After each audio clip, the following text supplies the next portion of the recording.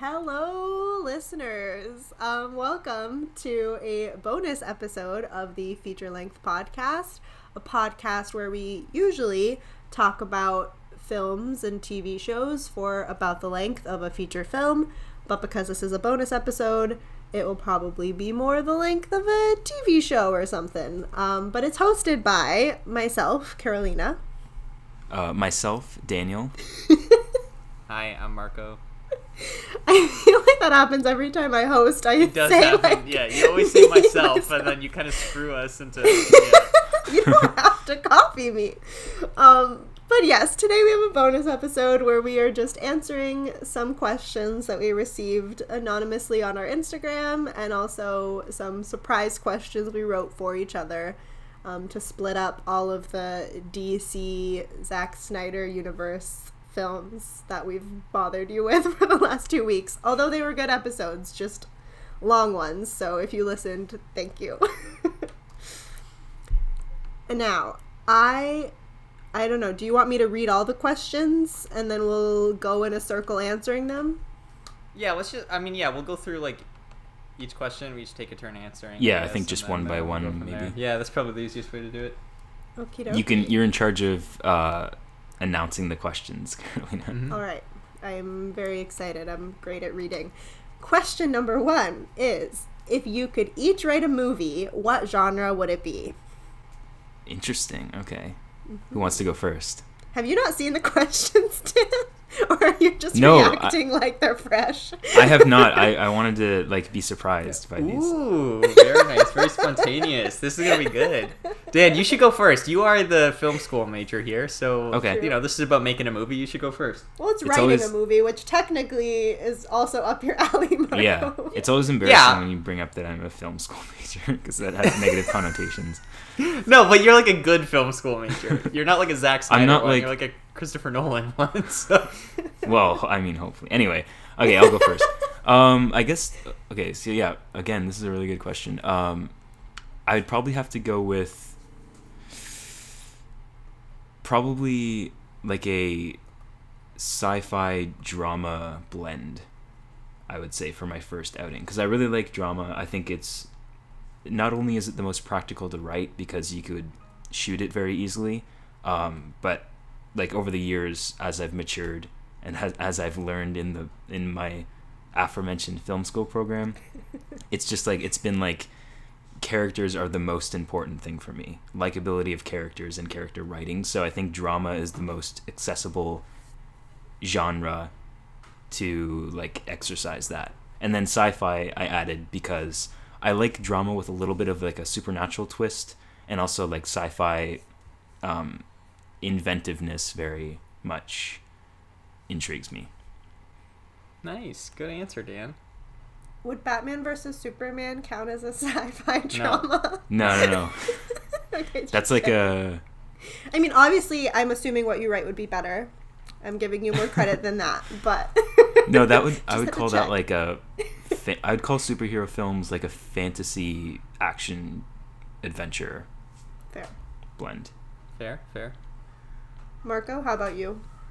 Yeah, I mean, not to steal Dan's answer, I think it would definitely have to be science fiction. And I think we talked about this maybe early on in the podcast, but like my whole foray into movies is basically just because I read a lot of like science fiction growing up and comic books. But like I honestly read more like science fiction than comic books. And so I kind of got into movies from adaptations or like loosely based off of stuff that I had read, and then just kind of stuck with movies because I like movies. So like I've always loved that genre, and I love being in that genre. And I think something else that I love about that genre, and Dan, I'm glad you said specifically like sci-fi dramas, is that the fun thing about science fiction is that like it's such a great like main genre to then have so many subgenres in. So like you could do like horror science fiction like Alien, or you could do like body horror, or you could do like a drama like Interstellar. You could do something that's really just like pure science fiction like Star Trek, or even like comedy like Hitchhiker's Guide to the Galaxy. So there's so many different genres to play with within science fiction, and my favorite type of I mean, obviously, like Dan's saying, like character above all else is so important in like filmmaking and storytelling. And what I like about science fiction is that a lot of the times it gives you the opportunity to put characters in situations that they wouldn't be in otherwise in real life. So you get to explore character stuff in a really interesting way. Yeah, so I think that would probably be it. Also, I just want to say, like, I mean, you guys have mentioned that I like to write and stuff. And I have, unfortunately, like, tried to write for, like let's say, like, Batman stuff, just because I have all these ideas or whatever. And it always just turns into garbage because I just have such a hard time, like, really separating my love for the material and the character and then actually being, like, completely new and inventive. And I don't feel like I'd have that problem in science fiction because it can be whatever I want. Unless I was, like, writing Star Trek, in which case I would have that problem. But I'm never going to write Star Trek. Like, Alex Kurtzman is too busy writing Star Trek. So. Can't take that job away from him. I wish. But I'm not. You'll have to pry it from his cold, dead hand. I really will, man. I mean, he is all about Star Trek, and it's unfortunate because I don't think he's ever seen an episode of Star Trek. But that's a discussion for another day. So, what I would write is probably, no surprise, a rom-com. Not a science fiction at all. Probably not a drama. Although I'm sure my rom-com would have a little bit of drama because that just keeps things interesting. But yeah, just because it is my most watched genre, I feel like I really know what you need to include to have a good one. I mean, it would probably be insanely cheesy. And I have definitely had some ideas for potential rom-coms, but I am very much not a writer, so I have not sat down and tried to write anything. But yeah, it's just so beloved to me, and I think it would be fun, but do not have that writing bug, so it will never happen. Pitch us your rom-com. Okay, I had one that's kind of a knockoff off of Leap Year, which is also why I would never write it, because, like, everyone would just compare it. But my issue with Leap Year is that, like, I think it would be fun to have a rom-com set only on Leap Day in an alternate universe where we actually celebrated it as a holiday. That's sci-fi. Because I know everyone always brings up about how it's an extra day that we get every 4 years, and it should be a holiday, because how cool is that? Mm-hmm. And so in this world, it's a holiday, and it would start with a girl who has been extremely depressed because it's, she's coming out of winter and whatnot. And her friends drag her out on Leap Day to this festival, and she falls in love, and her whole life changes, and then everything's great after because it's a rom-com, and that's how it has to end. That's cool. And for the record, I think anything having to do with alternate realities is considered sci-fi. So you could even throw on sci-fi in there. You also wrote a sci-fi. So basically, short answer, 3 of us are all writing sci-fis. Yeah. We all love sci-fi on this podcast. Even if you don't know it. Oh my goodness. Okay, second question. If you could star in one film as an actor, what show or movie, so I guess not just limited to films, would you love to be a part of? Oh, man. This is a tough one. Yeah. Yeah, because it's definitely very different. I don't want to go first this time. I'll let someone else go first. Carol, you acted in high school, so you have to go first. That's true. You should go first. Well, yes, I did act in high school in musicals because I'm not a big actor, but in musicals you don't really have to act that much as long as you can, like, dance and sing, kind of. So it would probably have to be a musical. Obviously, I mean, we'll get to it because there's a question that will make me bring this up. But I love Mamma Mia with my whole heart, so I would love to be a part of that universe in some way. I think that would be so fun.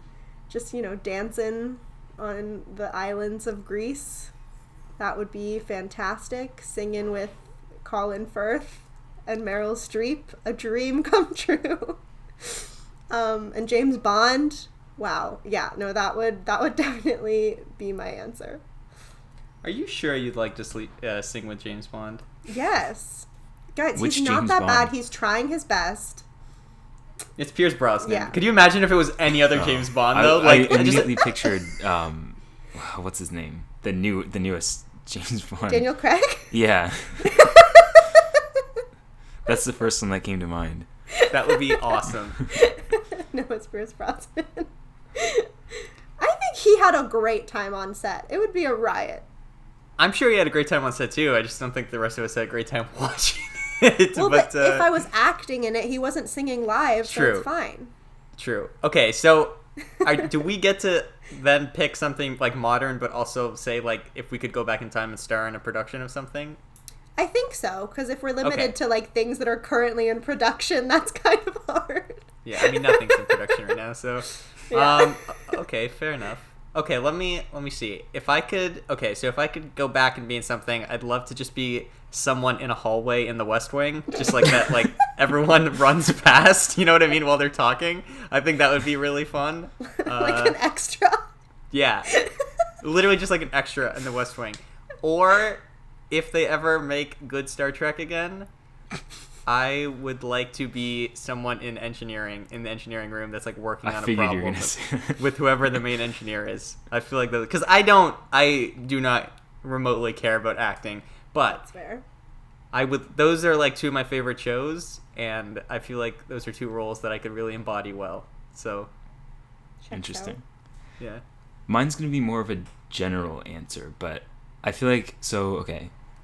Well, you guys were answering. I was sort of like ruling out genres that I would like to star in, Yeah. and I've arrived at like I think I'm more of a reserved type, so I would probably go for like a genre. Well, basically, I would probably go for the genre that I said I'd like to write, because I also Fair. don't really have particular interest in acting. I think Carol, you have the most out of the three of us, but Yeah. I feel and like even then, it's more I'd rather sing and dance. an excuse to sing and dance. But I don't know. I feel like if I had the opportunity, it would be fun to star in, or not star, but like act in like a Christopher Nolan movie or something. Just like a very minor, like one or two line speaking role, not extra level. Like I Right. have a credit, I have a speaking line, so I Okay. can have a name, but Yeah. like nothing more than that. You know, just like a minor Christopher Nolan movie role. That'd be cool. Gotcha.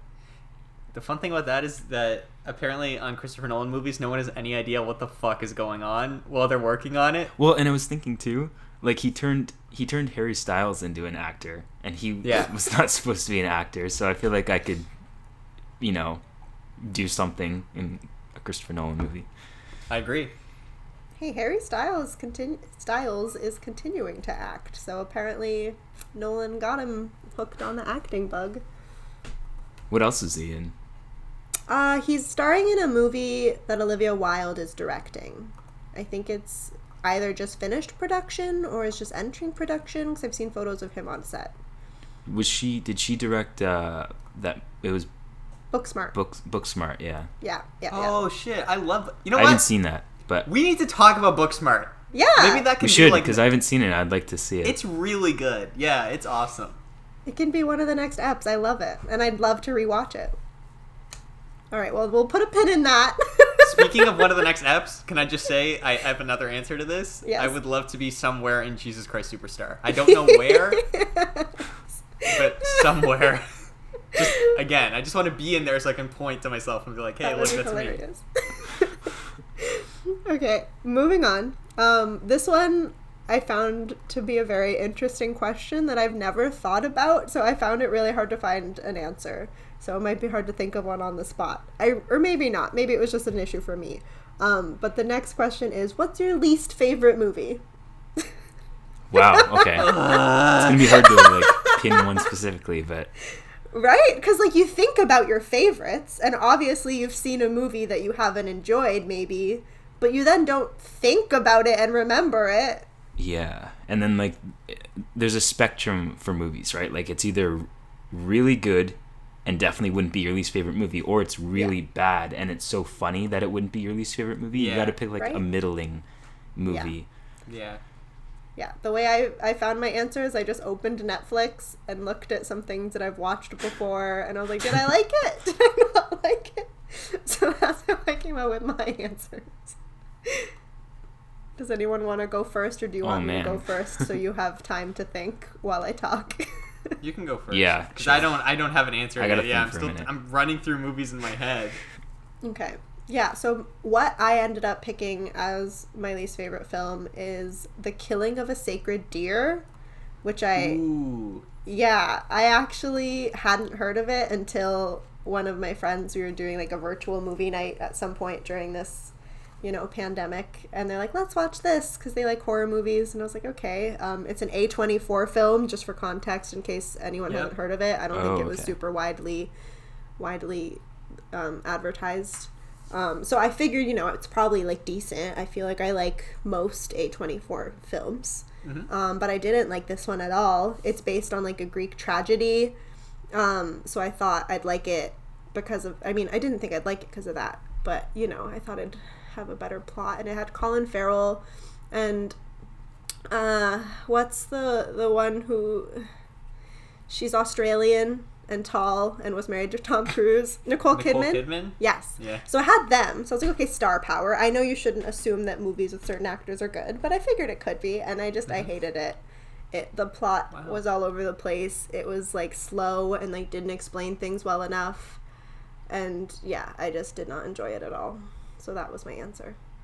Okay, so upon doing some thinking, I think my answer would be probably The Birth of a Nation, that like 1915 extremely racist film, because I don't really need to say because particularly in like school, in my program, it's showed so many times, because like we have to learn about the techniques that it spearheaded, which is true, but I feel like every time it's used as an example, it's not highlighted enough how damaging the film was for like reinvigorating the KKK in like the 20th century.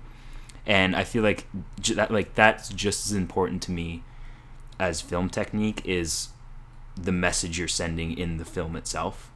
So I'm just so like fed up. I'm so tired of hearing it as an example. Like, we get it. It was very inventive for like camera work and like set design and whatever, but it's been like overdone as an example and not I feel that it just hasn't been scrutinized enough in the process of using it as an example. So it's like, it's annoying. And yeah, that's probably my pick for my least favorite film. And I have seen it in full. Yeah. In class. Fair enough. Also, Carol, I just remembered, I believe Killing of a Sacred Deer is made by the guy that made The Lobster. And Lobster is one of the weirdest movies I've ever seen in my life. I'm not going to say it's I didn't hate it. You've seen The Lobster too? Yeah. Okay, yeah, I went to weird, a friend's right? house and she's like, hey, you want to see the weirdest movie I've ever seen? And so just like 6 of us just sat around watching The Lobster. It's so weird. I'd love to talk about it one day, like, just because it's so weird. But I don't think anyone would listen because no one's seen it. But yeah. Okay, what movie do I hate? Okay. This is tough because the easy answer would be something truly horrendous, like one of the Star Wars prequels. But I love those movies. I like endlessly rewatch those movies because of the memes. And that's the thing I'm struggling with, is a lot of the movies I'm thinking of have such great memes attributed to them that like I could never go without them, because I enjoy the... Even Attack of the Clones, though, that one's pretty dry. Even Attack of the Clones, but like Attack of the Clones like has like some funny Count Dooku moments, and like I don't know, I guess. like and the iconic like I don't like sand line. Like, come on, that line makes... Okay, that's fair. Movie. That's true. Also, I feel like if you willingly watch a film more than, say, 3 times, it can't be your least favorite movie. That's the thing, is that it has to be bad, but it has to be like middlingly bad, where it's just like I never... Yeah. Like, I don't want to touch this movie ever again. Exactly. Yeah. So, I think...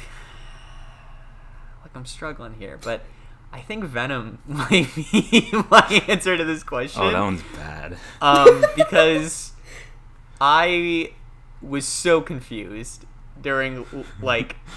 even just the first half hour of the movie, I was so confused. And then, when the movie ended, I was like, I hope I never have to see this movie again in my... Like, I have no interest to even go back and, like, make fun of it. It's so like unwatchably bad for me. I also think, again, like I having seen all the James Bond films like Angela and I did, I mean, my God, some of those movies are just unwatchable and so boring. But like I can't remember any of them specifically enough to feel like I hate them, so I'm not gonna put that out there. So yeah, I'd say probably Venom, I think. That's a good answer. And, yeah. That's valid. I mean, here's the problem. Like, in my head right now, I keep thinking of lots of movies that I think are overrated, but, like, I don't want to say that for what I, like, dislike the most, because that's not fair, just because I think something's overrated, so... My original answer was going to be Suicide Squad. Especially because it won an Oscar. That makes me mad. See, my original answer, I was kind of thinking about the theatrical cut of Justice League, but I was like, I don't know if I want to do... I don't... Like, it's bad, but I don't know if it's worse than Venom. So I think I'm gonna have to go with Venom. Final answer. Because even like Locking I mean, 2003's Daredevil gave me my favorite song of all time. Oh so yeah. I can't like you know what I mean. That movie's so funny. So like it's just that's the problem. So I'm gonna say 2003's Daredevil. Final answer. Lock it in. Wait.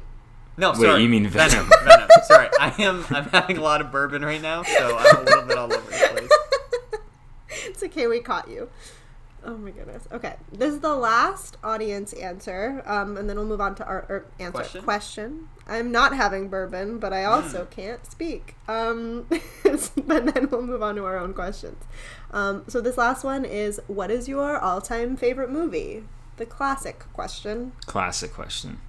That, I'm surprised we haven't talked about. Although we've all probably mentioned some of our favorite movies at some point. Because I'll just say before we answer, yeah. we have been discussing, like, we will do an episode on each of our favorite film or series eventually. Yeah. I think it might be fun to do, like a selection series where, like, every once in a while one of us just, like, gushes about a movie or TV show. You know what I mean? Just to, like... and because it's so hard to narrow down, like, one... favorite of all time, like Dan's saying. So, but I mean, do we all have like an answer that we can give right now? I have something I can say. Yeah. Okay. Who wants to go first? I guess I'll go first. You guys have gone first a lot. The one that I think comes to mind, because I'm trying to think to give a little bit of preamble here. Because I was thinking at first, like, maybe Dark Knight. Because I think Dark Knight is most likely the movie I've seen the most in my life. And I do think it's great, and I've seen it a lot. But I don't know if it's, like, the best or my favorite. Like, as much as I love it. And then I was trying to think a bit more, like, artsy. And I was thinking, like, okay, maybe The Godfather. But also, like, Godfather is good. Like, it's really great. But, again, I don't know if then that hits the level of, like... I love going back to it, and if someone has said they haven't seen it, I immediately want to watch it with them. Like, I will. Like, I like watching it, but it's not something that I'll just casually throw on. So I was trying to find, like, what's a good balance there. And I think I'm going to have to say The Social Network. And this is probably no surprise, written by Aaron Sorkin, but there's so much more about the movie that I love than just that it's written by him, because I actually don't know if it's my favorite, like, Aaron Sorkin movie, if that makes sense, just from the perspective of, like, his writing and dialogue. I think there are other movies he has that has more, like, classic Sorkin, like, quippiness and whatnot, but Social Network is just, it's one of those movies that every time I watch it, I just, like, I forget how much I love it and how great it is, and I'm always 100% engaged. I'm never, like, not engaged, and I think so much of that has to do with the fact that Sorkin's writing it, but then also directed by David Fincher, who is just the best and who I adore. And, like, for the longest time I was like, Fincher's great, but, like, I've been watching more of his stuff now and, like, listening to interviews of him, and, like, he just seems like such a cool guy who, like, really loves what he does and is really talented at it and isn't an asshole. Like, you'd think he'd be an asshole. You'd think he'd be like Stanley Kubrick, but he's not. He's just, like, a chill, fun person, and I really like that. And then also, all the performances in Social Network are, like, the best performances of all those actors' careers. Like, literally, like, everyone, and then even, like, Rooney Mara shows up for, like, 2 scenes, and she's incredible in those 2 scenes. Dakota Johnson is in 1 scene, and she's awesome. Justin Timberlake is, like, again, incredible. And then, obviously, I mean, Jesse Eisenberg is just, it's, like, I don't know, like, where that Jesse Eisenberg actor is, but I would love to see him in more things, because he's so good in that movie. Andrew Garfield is my favorite of his performances. Like, everyone like top to bottom is just awesome in this movie, and you pair that with like Fincher's direction and cinematography and Sorkin's script, and then just the story, like it actually is interesting in and of itself. It's something that kind of like fascinates me, and I also think because Facebook has gone on to become this weird thing, like it adds so much like more context to this movie, like that I can still go back to it now and be like, haha, that's funny. It's funny when he gets mad about there being ads on Facebook, but then like in 10 years there are like ads all over Facebook, or like whatever, or even the movie ends with her saying like, you're not an asshole, you just try so hard to be, but it's like, no, he's an asshole. Like he kind of is an asshole, but it's just like it's only gotten better, and I can watch that movie endlessly. I've watched that movie with multiple commentary tracks, and I've seen all the behind the scenes, and I just love going back to it. So I think just that combination of like love going back to it, but also it's just so well made, is why I think it's the best movie I've ever seen and my favorite movie. And also, I can't believe it didn't win Best Picture in 2010. The King's Speech won Best Picture, and like King's Speech, it's fine, it's a good movie, but like in retrospect, how the fuck did The Social Network not win Best Picture in 2010? But yeah, so I think that's my answer. Carol, do you want to go next? Sure. Yeah, I'm kind of in the same boat as Marco, where like a bunch of movies come to mind in different contexts. Like the movie that I have watched the most often, the aforementioned Mamma Mia. But at the same time, if you're like thinking of a go-to film to like tell people or recommend to people, that wouldn't be it, because I know you like have to love musicals at least a little bit. Like you can't just recommend it to any movie buff and be like, you know what movie you'd really like? My favorite movie, Mamma Mia. So we'll talk about it on the pod eventually, but I don't think that's probably my all-time. Well, no, it is my all-time. That is my all-time answer. But if I had to pick a movie that I recommend to people and that I really love and that I have been recommending a lot recently, is Portrait of a Lady on Fire. It's always interesting when like a newer movie becomes one of your favorites, because it feels like you haven't like lived with it long enough, but like it definitely, I don't know, it makes me feel all the feelings that I want to feel at all times. And, you know, it's just a nice little gay love story set on a gorgeous island. What's not to love? It's a period piece. I can't tell you exactly which period, but it's one where they wear nice dresses, the same dress all the time. Nice. And the acting in it is just superb. I actually just watched it yesterday for the fourth time. One time I watched it entirely in French with no subtitles, because I couldn't find it with subtitles, but I just really wanted to watch it anyway. So that's probably the answer I would give, but like Little Women and Easy A are also like honorable mentions for me. Very different vibes for the two of them. Interesting. Yeah, Little Women and Easy A, okay. Yeah. Little Women is probably, like, as much as I love Portrait of a Lady on Fire, I feel like it's also not everyone's cup of tea. Like, people, like, it could come off as like too pretentious or artsy for some people, so I wouldn't recommend it to just like the casual viewer who like doesn't want to pay attention to a film, you know what I mean? So Little Women is probably like a more palatable but still highly respectable answer that I'd give as a backup if I felt like Portrait of a Lady on Fire wouldn't be someone's vibe. Or like Easy A if people want to laugh instead of cry. When did Portrait of a Lady on Fire come out? 2019. Oh, very recent. Okay. Yeah, I was going to say, it sounds super familiar, but I couldn't, like, put a mental picture to the movie. But I was like, I know I've heard this name a million times. Yeah, it was nominated for some Oscars and stuff that year, I think. Cool. Yeah. So I've narrowed mine down between two, and I think I'll do my, like, objective answer and then my subjective answer. Okay. So my objective answer is probably Saving Private Ryan. I mean, do I even need to like elaborate? Yeah. It's just a classic. And my subjective answer is Jurassic Park.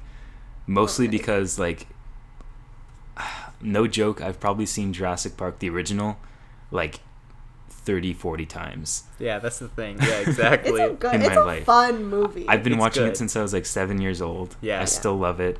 I still, like, I can watch it any day of the week. Everything about it, like the performances, the score, just like the creative writing. I know it was adapted from a novel, but I mean, even still. And like, I mean, both of these movies were Spielberg in his prime era. Like that 90s run, in my opinion, was his like the strongest period of his filmography. Yeah. But yeah, I'm adding Saving Private Ryan because I haven't watched it nearly as many times, but I feel like eventually it might overtake as my favorite movie. I recently bought it because I just, like, if it ever gets taken off Netflix, I wouldn't know what to do with myself. Yeah, that's the classic thing. Yeah. So yeah, who knows? But for now, Jurassic Park is my number one. Nice. Okay, so now we're on to questions that we wrote for each other and didn't tell each other. So Yeah. Ooh, who wants to go first? Oh, you know what? Okay. Spooky. This isn't one of my questions, but I feel like since we just did this movie one, this might be a nice little extra bonus question if you guys want Okay, to go answer for it. Sure. Okay. Since we just did like our favorite / best movies, does anyone have a favorite / best TV show episode? Episode. Just- Episode. Okay. An episode of TV that you just like, it's like after watching this episode, you're like, what a complete perfect thing that I've just seen and I love. Absolutely. Yeah. I guess I'll go first. Go for it, Dan. And I'm currently rewatching right now Oh. Breaking Bad. For like Nice. this is my third time watching the series, I think. And my favorite episode is Ozymandias, which is It's the third last episode. Dude, And, it's yeah. so good. Just for clarification for anyone who doesn't know, it's actually never. I was gonna say like the details, but I won't go into detail just in case there's still anyone who hasn't watched it. But I never finished it. Carolina, you have to It's- have I to know. watch it. Oh my god, it's so good. Yeah. I'll add it to Um, my list, actually. It'll be the 4th next series I watch, but continue. Yeah, I mean, I was just gonna say also like that whole final season, Breaking Bad, in my opinion, it's a perfect example of a show where each season surpasses the previous season. Yeah. It starts great, but it only builds, and season 5 is my favorite. No, there was season. a dry season in the middle where they lost me. That's for sure. I think it was season 3. Are you sure? Really? Are 2 or you 3. sure? It was one of them where there was just a run of episodes, and it was just getting really slow, and I was like, meh. I don't know, man. And at the time, Marco, you did justify that there was a slow period, and you understood my dropping off. I at the understood time. you. Yes, no, I do understand that the series does slow down in the middle a little Season bit. 3 is the slowest, yeah. But that being said, I don't personally like. I understand why. Yeah, like you could drop off at that point, but I dug it. Like I dug because the first 2 seasons are hectic. Like Yes. so much And shit season happens. 3 is like that Yeah. pacing break that you really like need. Exactly, and I then the didn't show want gets it. crazy at the end. Like it gets insane. So I think I will rewatch it. I'm gonna in return context, Awesome. especially having finished the show and like rewatching it, I think you will appreciate like that middle season. Yeah. It feels a little bit like, okay, cool, now we're just vibing with all these characters and we're gonna take our time. Yeah, it's different, you're right, but I think it's pays off in the long And then run. yeah, like I said, season 5 is just like the best season of television in general I've ever seen. And Ozymandias is my favorite episode. Yeah. I think that's my favorite episode too. I've always said. Oh, that's gonna be your answer. Oh, too. not my answer for this, but like of Breaking of Bad. Breaking I think Bad, that's my- okay. Yeah. I have 3 like very distinct episodes from very different shows for this. I couldn't pick which one I wanted because they're so different. So I'm gonna start with my Star Trek one because I'm trying to watch like 27 seasons of Star Trek, so at least one of my favorite episodes has to be from Star Trek. So far, from what I've seen, it is season 4 of Next Generation. So season 3, the final episode is kind of like the most famous one. It's called The Best of Both Worlds, and it's a 2-parter. So it's the last episode of season 3 and the first episode of season 4.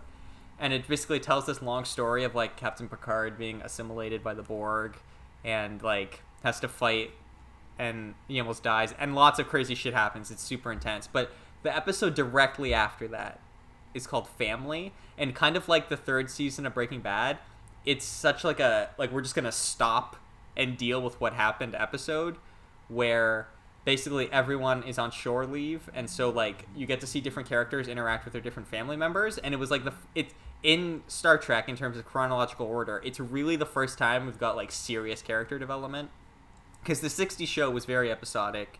And even the first 2 seasons of Next Gen were pretty episodic. And then, like, season 3, they started building character. And then like this one, we kind of like stop and everyone has cool character moments. But like the best is Picard, who goes home to like his family's vineyard and like hangs out with his brother, who was like more of like a. It's almost like Jessica Chastain and the Affleck brother from Interstellar. You know how like Casey he stays. Affleck. Yeah, he like stays on the farm and takes care of it, but she goes off to do science things, and like they kind of resent each other. It's like that almost. So he goes home to visit his brother, and they have that kind of relationship. But it's just like it's a really like sweet, but also incredibly sad episode, and it really just it was the first time where I was like, oh cool, I get why people think like Next Generation is like some of the best Star Trek. Like it was such a step up for me. Okay, that. The obligatory West Wing reference, because that's probably my favorite show, and it's the easy answer, but it's the true one. It's the season 2 finale, Two Cathedrals, which I think is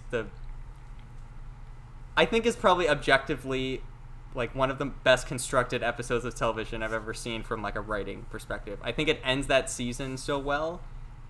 Like there's such a build up to that episode, and then that and I don't even want to say anything to spoil it because I hope you guys watch it one day. But like I legitimately can't watch the end of that episode without like crying every time. Like it's so good, and it's so like sad, but also I don't know. Like it's such a just beautiful episode of TV.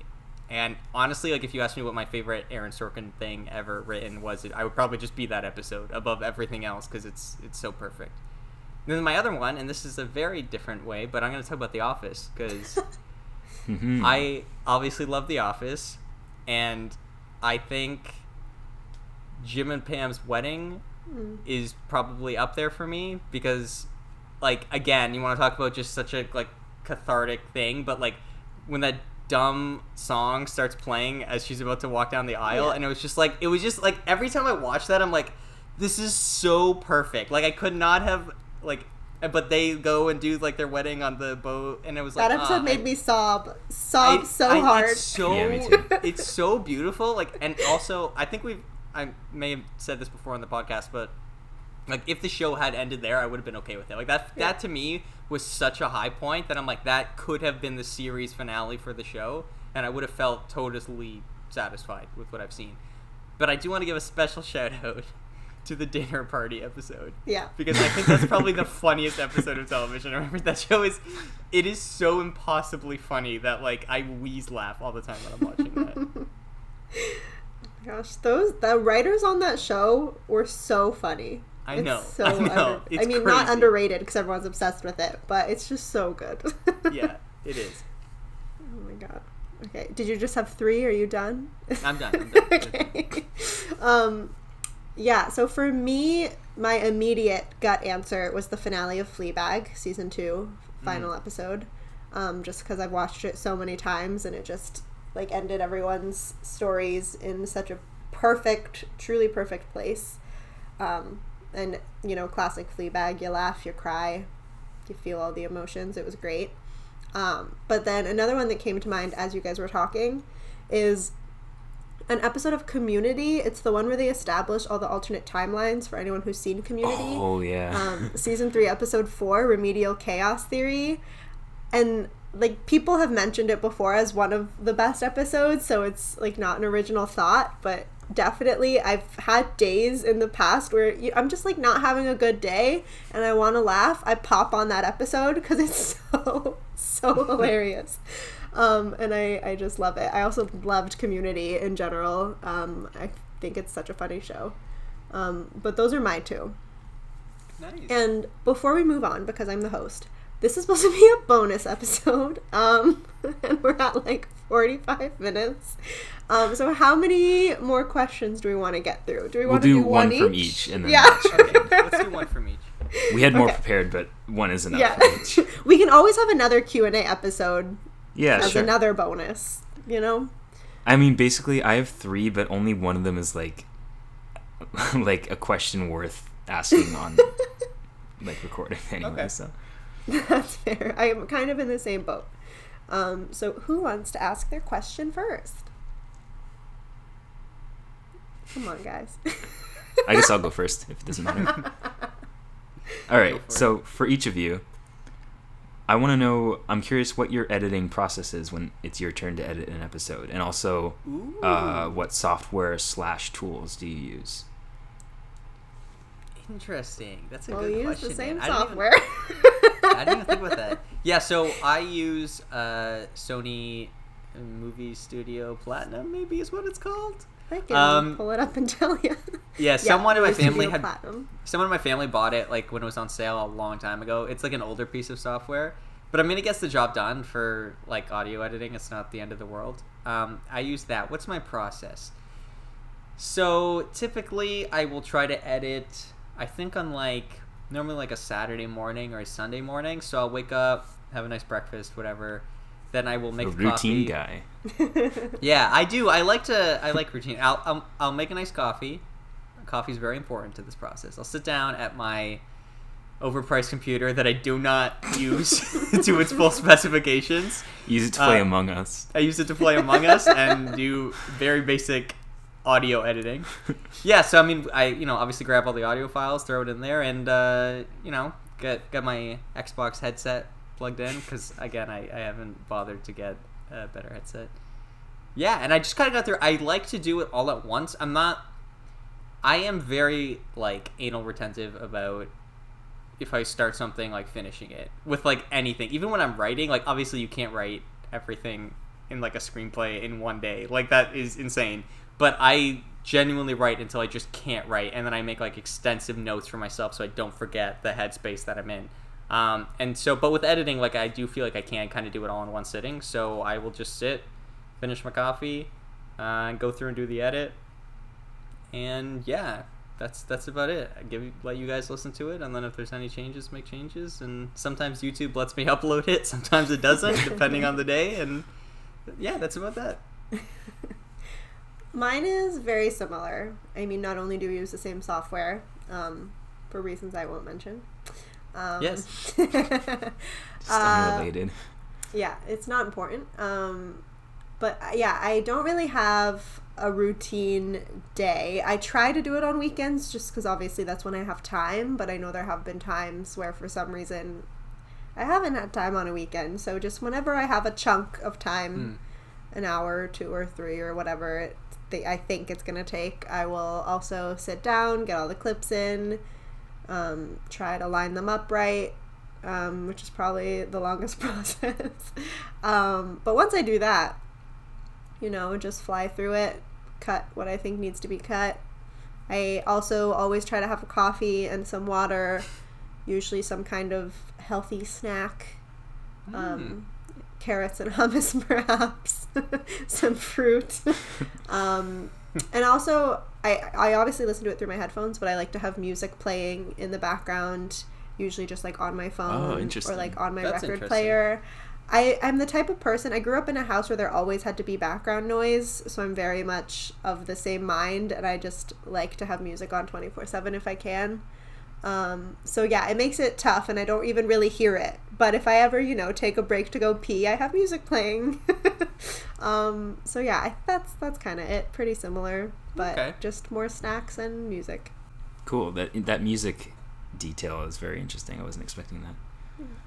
And I've heard it's like when you're editing a movie, but before the sound edit, when you're just editing picture, it's like a common practice to have music running in the room just to get like have a playlist going so you can sort of get a sense of where you might want the score to go. Yeah. When you're discussing with the director. So that's cool. Should I mention, are we answering our own questions too, or are we just moving on to the next question? No, you can answer your question. Yeah, answer it. Okay. Yeah, so mine is, like, unlike you guys, I usually edit, like, at night, or, like, morning, I guess, like, early hours. Yeah. As you guys know by now. Yeah. And I also typically try to do it in one sitting with something like this. Gotcha. But yeah, I take the footage, I put it in timeline, and the first thing I do is I like make sure the audio is balanced before it's all cut up, because like if it's just one whole track you're dealing with, it's a lot easier to balance the audio than changing each cut. But then I just basically go through and I'll take out any awkward pauses to make the conversation flow, but not to an unnatural point. And just add some transitions for smooth effect between cuts. And then everything else is pretty much similar to you guys. Nice. I'm glad to know that none of us does anything too wacky while we're editing. Yeah, I think we all like to keep the conversational feeling. Yeah, for sure. You know, for sure. Except for every once in a while, it's nice to throw in a little soundbite or something, just to mess with people. If the episode calls for it. If the episode calls for it. Yeah, nice. Okay, I will ask my question next because it's kind of silly, but I'm curious to hear you guys' answers. And there was one very specific thing that made me think of this question. So, I want to know, what are your guys' least favorite, like, I want to say cliches, but it's not even just movie cliches, because there's so many movie cliches you could pick from. And I need to get more specific than that. It's, what are your least favorite, like, movie cliches / tropes / things that reference other movies? And, like, here's my example, okay? My example is the shot of, like either helicopters or ships flying towards the camera with the sun setting behind it from Apocalypse Now. Because Apocalypse Now, incredibly famous movie, used that shot. And that shot is in so many other things, but not in a parody kind of way. Like, if it was in, like, Toy Story, if there was, like, toy planes flying against, like, a sunset, that would be funny. I'd be like, haha, that's funny. But it's not. It's in, like, that shot's in Man of Steel. We recently rewatched Man of Steel. There's a scene of alien spaceships flying. That shot's in Star Wars Rogue One. That was a big part of the marketing of that movie, was TIE fighters flying with the sunset in the background. That shot's in Skull Island because that movie takes place in the 60s. Skull Island. Another example. Another example to this could be like how, like, if a movie takes place in the 60s, they have to play Creedence Clearwater Revival. Oh, like, yeah. You know what I mean? Like, it's just, it's one of those things where it's like, it's a movie trope and cliche, but it's, like, incredibly specific and most people wouldn't even notice, but because you, like, know where it comes from, it really pisses you off. And that's me with this shot in particular. I'm like, stop doing the Apocalypse Now shot. I don't like it. You're not allowed to do it and not do it in a parody way. Like, it's bullshit. I totally get that. My answer is going to be much more overt, I think. Okay. And it's the reason I hated season 3 of Stranger Things. It's the 80s movies references for, like, like referencing a popular 80s pop culture reference to move forward your plot. Gotcha. Like, the action of a character is like, hey, like, let's celebrate this nostalgia and, like, very, like, lazily exert some sort of feeling in the audience to, like, move our story forward. I'm tired of that at You mean this like point. Dustin singing the Neverending Story theme song? That is the shining example, yes. Yeah, that was a real weird... And they sing the whole goddamn song, too. I know, it's not even just like they do a music cue of it. It's like, nope, the whole song. Hey, yeah, it was musical unfortunate. Theater kid, okay? Yeah. Okay, this is the worst question you could ever give me without allowing me to prepare. See, initially I didn't have an answer. Although, Dan, your answer of the 80s nostalgia made me think of even just, like, in Pitch Perfect when they were referencing the Breakfast Club, and the whole raising of the fist thing was like the end credit, like, still of the Breakfast Club was referenced, and I feel like people talk about that a lot, and it's like, we get it, everyone loves the Breakfast Club. So that's, like, a visual one that people rip off a lot that annoys me, that's super specific, but also everyone knows that one. And then I had another thing that bothers me, but it's not, like, a visual trope that everyone rips off. Actually, I was reminded of it in watching Justice League, and I have a very annoyed note about it, is I hate when, like, unrealistically love is used to, like, save someone's life or recover someone's memory. Like in Justice League, when Superman doesn't remember anyone and tries to kill, like, Wonder Woman and Batman, but then the second he looks at Lois, he's like, oh yeah, I remember everything, I love you. That is so frustrating because it's just a bullshit, they didn't know how to get out of this scenario answer. Like, that's so unrealistic. So it's not exactly an answer to the question you were asking, but it's what came to mind. Yeah, no, I think that works. I mean, like I said, like, for me, it's a lot of the times it's visual, like, stuff. Yeah. Because it's just so overt and in your face, whereas a lot of times, like, other stuff, like, can kind of fly under the radar. But yeah, I think that's totally fair.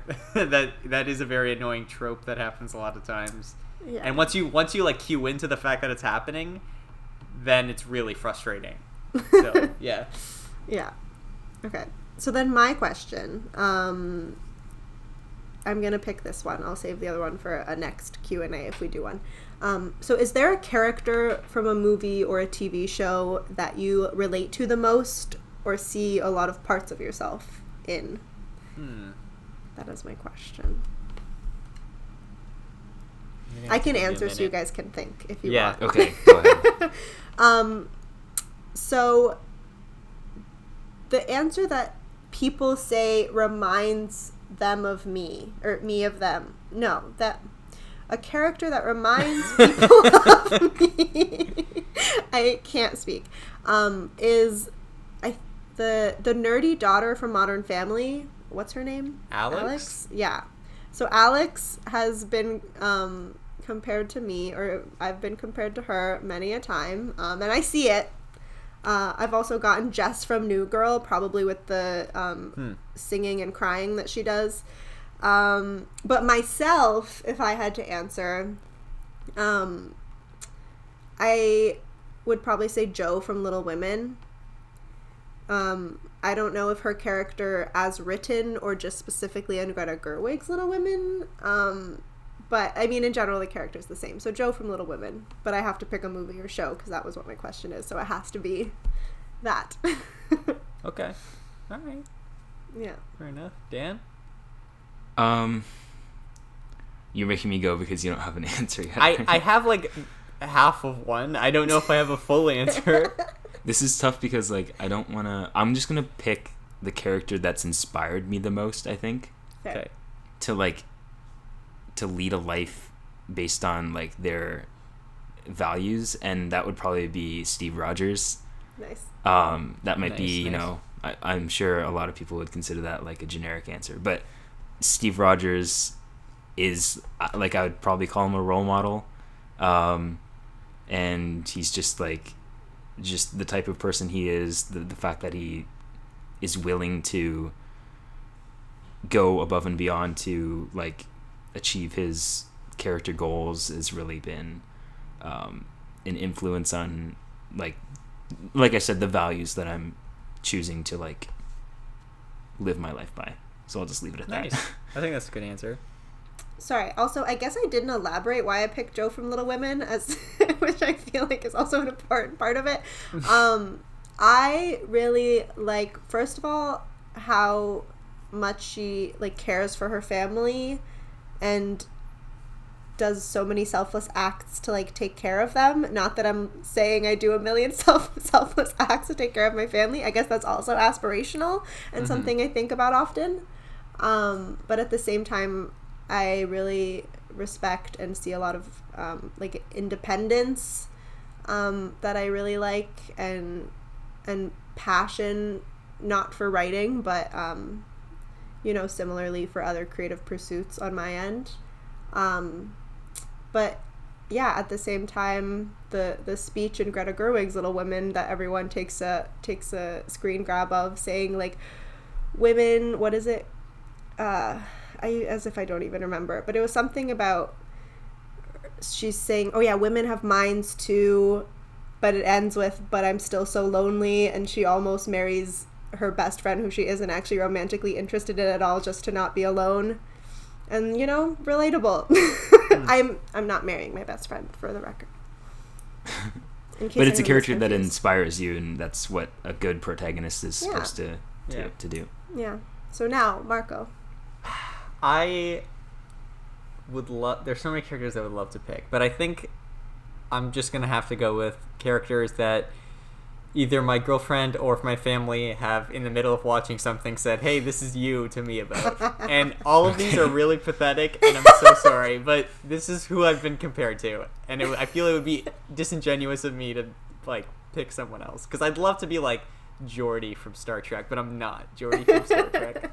That's, like, my aspirational one. Yeah. So here's who I've been compared to.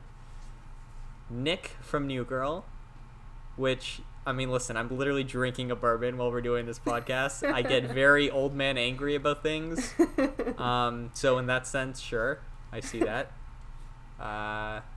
Jack Black from School of Rock, which I think only just because of, like, the extreme taste in music that no one else gives a shit about.